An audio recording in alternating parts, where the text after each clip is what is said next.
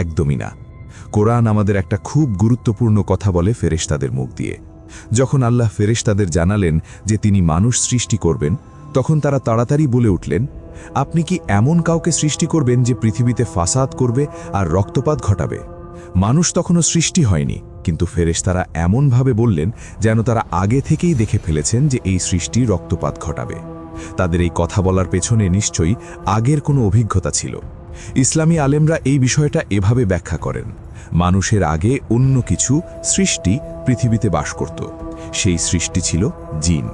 জিনকে আল্লাহ আগুন থেকে তৈরি করেছেন। তিনি তাদেরকে বুদ্ধি, ইচ্ছাশক্তি আর স্বাধীনতা দিয়েছেন, ঠিক যেমন পরে মানুষকে দেবেন।